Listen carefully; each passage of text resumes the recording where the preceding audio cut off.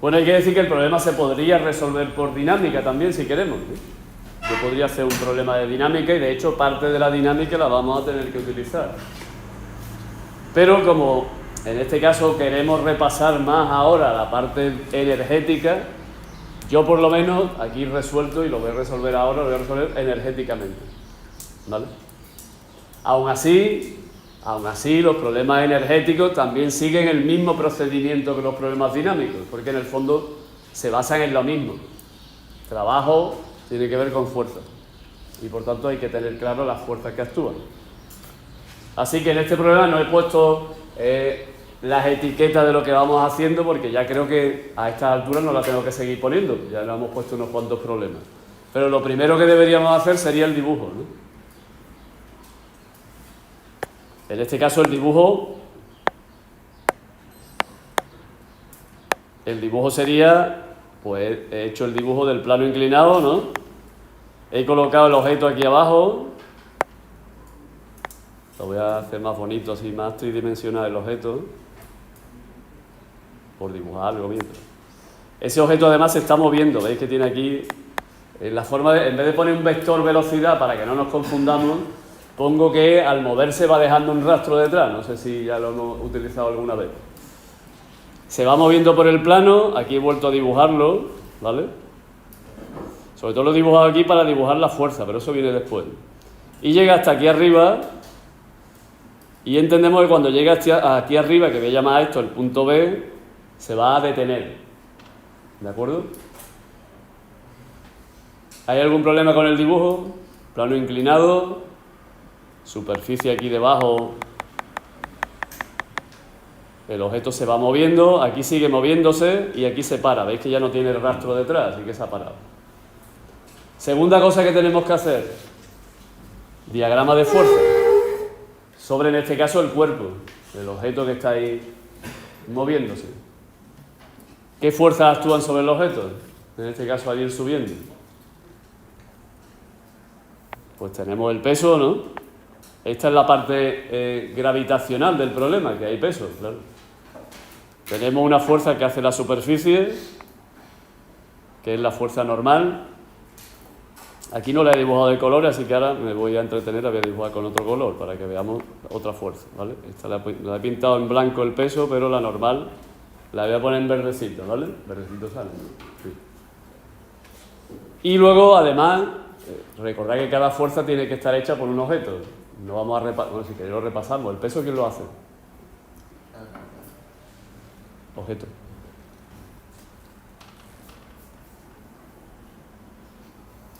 ¿Qué objeto hace el peso sobre el cuerpo?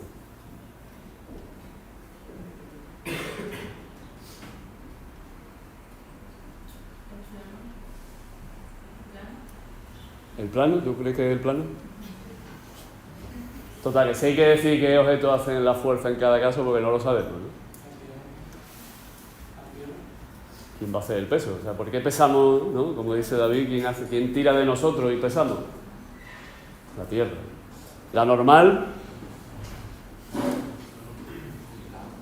eso sí lo hace el plano, ¿no? Y la fuerza de rozamiento, que está dibujada en amarillito, un amarillito no, está dibujada, voy a dibujar de otro color también, hombre, para que se vea, porque ahí la voy a dibujar de rojo, ¿vale? La fuerza de rozamiento, ¿quién hace la fuerza de rozamiento?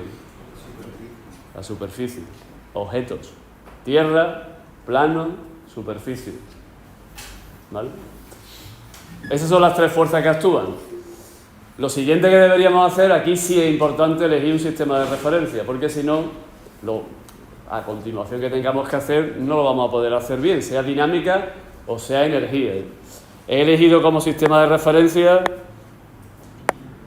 pues este que he puesto aquí, además lo he puesto fuera del asunto para que no haya duda de que es un sistema inercial. He llamado X a la parte horizontal, la que va paralela al plano, y he llamado Y a la parte, en este caso, perpendicular al plano, ¿vale? La X sigue la trayectoria, el movimiento, y eso siempre lo hacemos así para que resulte más sencillo resolver el problema. Una vez elegido ese sistema de referencia, tenemos que pasar al siguiente escalón. que hasta ahora no nos ha hecho falta los problemas de gravitación, pero aquí sí, que es descomponer las fuerzas que no estén en ese sistema de referencia. ¿Hay alguna fuerza que no está en este sistema de referencia? En la dirección de lo que marca la X o la Y. Es el peso, así que el peso hay que descomponerlo. Si queremos hacer un estudio adecuado, dinámico o energético, me da igual. Porque en el caso energético va a intervenir una fuerza en la cual necesitamos conocer la normal, que es la fuerza de rozamiento. Así que lo he descompuesto, lo he puesto en azul ahí en la P sub I, ¿no? ¿Alguien no sabe descomponer? ¿No se acuerda de cómo se descompone? Recordad que la fuerza peso va para abajo y por tanto las componentes tienen que ir para abajo. La P sub I para abajo perpendicular y la P sub X para abajo paralela al plano, ¿de acuerdo? Este ángulo de aquí, el ángulo alfa, este ángulo de aquí, este ángulo alfa es el mismo que este de aquí, ¿os acordáis? Espero, ¿no? Y por tanto no solo hay que descomponerlo gráficamente, sino que habrá que descomponerlo numéricamente. Y eso es lo que he hecho ahí arriba. He puesto que la P sub X es el peso por el seno del ángulo S alfa. El peso es masa por... He puesto G sub 0 porque el dato que me dan lo pone como G sub 0, no por otra cosa. Pero si queréis poner G solo... ¿Se puede calcular esa componente? Pues sí, ¿no? Porque tenemos la masa, tenemos la aceleración de la gravedad, ¿no? Que me dan como dato 10 metros por segundo al cuadrado, después hacer lo que os dé la gana, si queréis poner 9,8, ponerlo, pero el dato es 10. Y tenemos el ángulo que es 30 grados. ¿Podríamos calcular ese P sub X? Sí. La P sub Y, en este caso, según la trigonometría, si alguien no lo ve, que me lo diga, es, o está relacionada con el coseno, porque la P sub Y está aquí y está relacionada con el coseno de este ángulo, ¿vale? Y por eso ponemos P por el coseno, es decir, M por G sub 0 por el coseno. Dato que conocemos y que se podría calcular, ¿vale? Solo desde el punto de vista dinámico necesito la parte del eje Y, porque para calcular la fuerza de rozamiento, recordemos que fuerza de rozamiento es mu por la normal. ¿Y cuánto vale la normal en este problema? Pues eso me lo resuelve la dinámica, y en el eje Y vemos que la normal menos el peso tiene que ser igual a la masa por aceleración. Esto es el principio fundamental de la dinámica, aplicado al eje Y, solamente al eje Y, porque solo vamos a resolver eso en ese eje, lo demás lo vamos a resolver energéticamente. La normal en este caso, supongo que ya lo recordamos, y si no, ya hicimos aquí un problema de eso para recordar estas cosas, coincide con la componente Y del peso, ¿no? Y por tanto, la fuerza de rozamiento se puede escribir como mu por la componente Y del peso, y si escribo ya la componente Y del peso, esa componente Y del peso, pues mg sub 0 por el coseno del ángulo, eso nos quedaría ya la fuerza de rozamiento. Así que ya tengo P sub X, P sub Y y la fuerza de rozamiento, que también la podría calcular, ¿o no? Tengo el coeficiente de rozamiento y P sub I hemos dicho que lo podemos calcular, así que podría calcularlo. Si alguien entra en necesidad de calcularlo, que lo haga. Newton, Newton, Newton, lo tengo, ¿vale? Y ahora me voy a resolver el problema ya energéticamente. Y energéticamente ya no utilizo el principio fundamental de la dinámica, sino el principio generalizado de conservación de la energía mecánica, ¿vale? Que era ese que decía que el trabajo de las fuerzas no conservativas era igual a la variación de energía mecánica. ¿Cuántas fuerzas no conservativas hay aquí? O lo decimos al revés, ¿cuántas fuerzas conservativas hay aquí? ¿Hay alguna fuerza conservativa en este problema? El peso. Fuerza gravitatoria. Ya no hay más, así que las restantes fuerzas, ¿qué son? No conservativas. Y por tanto el trabajo de la fuerza no conservativa se descompone en dos que hay: normal y fuerza de rozamiento. Lo bueno en este caso, porque no hace que tengamos que añadir un cálculo nuevo, es que la normal, como le pasa muchas veces a ella, no hace trabajo. ¿Por qué no hace trabajo la normal? Porque la hemos quitado de ahí. Está ahí explicado ahí abajo, ¿no? Porque la normal y el desplazamiento es este, ese es el desplazamiento, la normal y el desplazamiento son perpendiculares, así que no hace trabajo. Solo me queda el trabajo de la fuerza de rozamiento, es el único trabajo no conservativo. Y eso tiene que ser igual a la diferencia entre las energías mecánicas en A y en B. De ahí vamos a sacar la longitud que recorre eso, ¿de acuerdo? ¿Sí?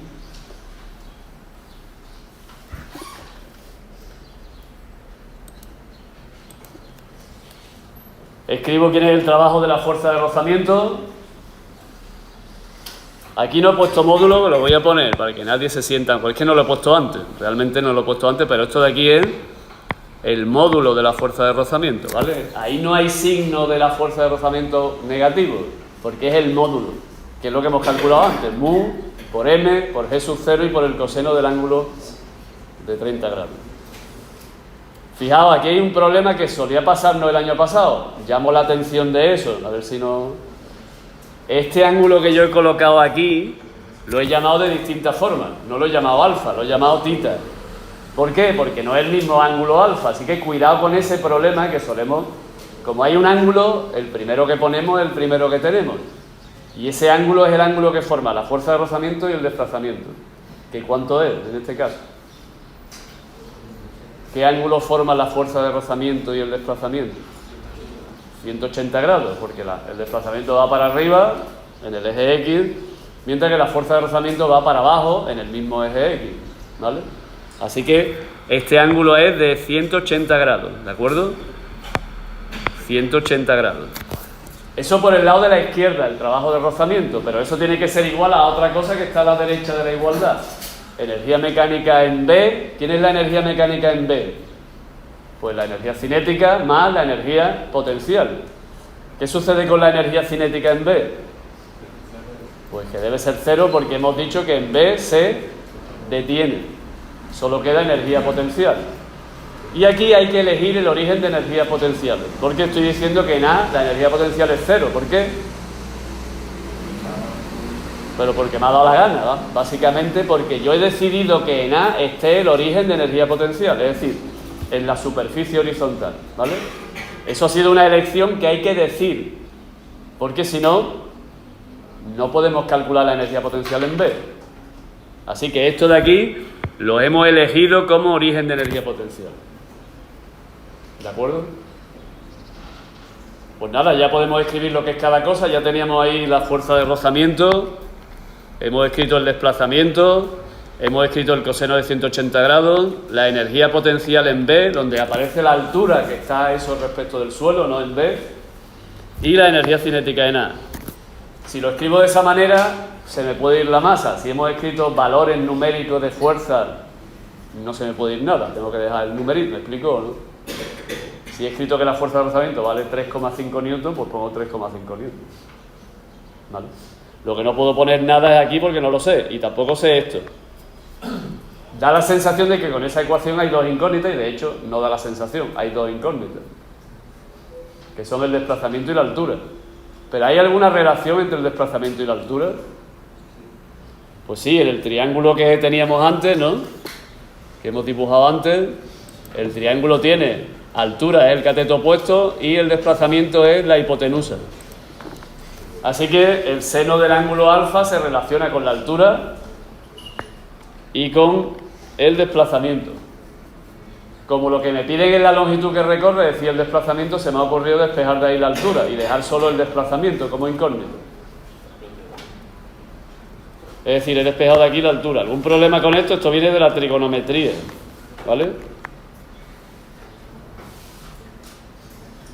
Despejamos entonces la altura y la llevamos aquí.